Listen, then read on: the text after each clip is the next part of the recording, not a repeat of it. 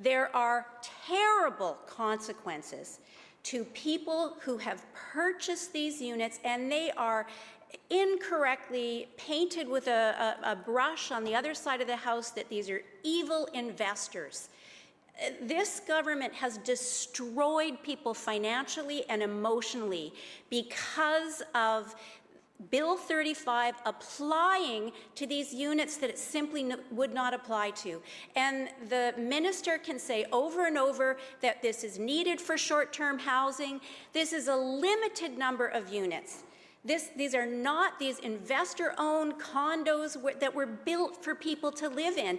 And the people that are being impacted and hurt in these legal short-term rentals, they agree with the majority of Bill 35. They agree with it.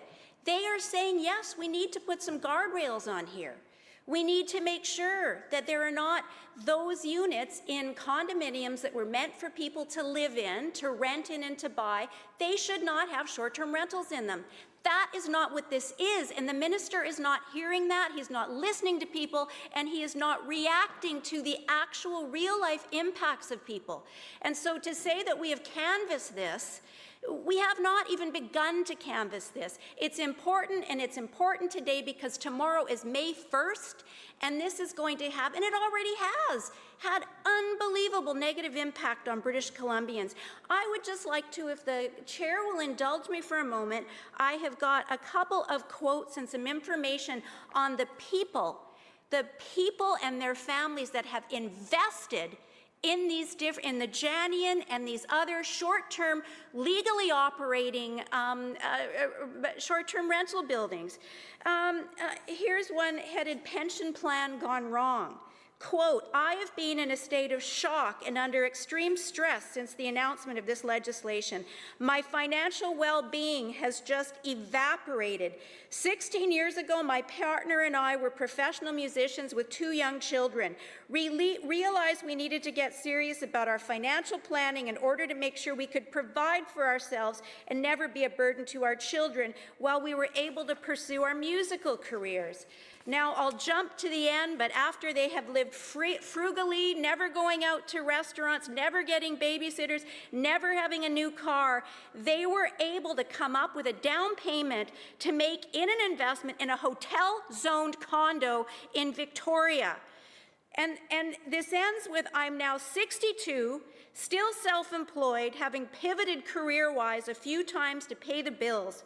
I am very tired of the years of hustling and working extremely long hours.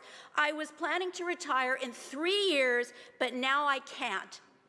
That is the evil investor that this government is going after, but that's not, that is only one.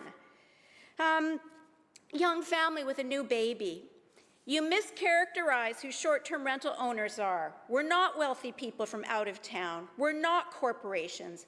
I'm from Greater Victoria, born in '86, starting out in elementary school in Sydney, working hard. I have a Hungarian grandfather who left Romania in the 50s when his property was expropriated.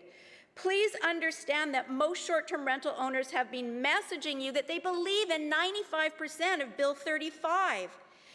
I'm sending you a photo of my family. We're not privileged out-of-town investor speculators that you imagine. We are collateral damage to this legislation." I'm going to just do one more here. A senior with a disability, and this is part of a transcript from a call.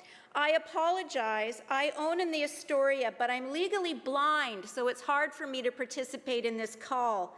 The situation shouldn't have anything to do with Airbnbs. This is strictly about the provincial government breaking a law that's been in place since my parents were children in Vancouver. The government told us we could do things the right way, the legal way to have vacation rentals. It was expensive for us to do this, expensive to buy into these buildings, costly for our taxes, but we are not lawbreakers. We did what the government told us was the proper thing to do. Many seniors, like ourselves, will be facing bankruptcy as we have to sell at a loss. If we're lucky, we'll be left with a few dollars in the bank."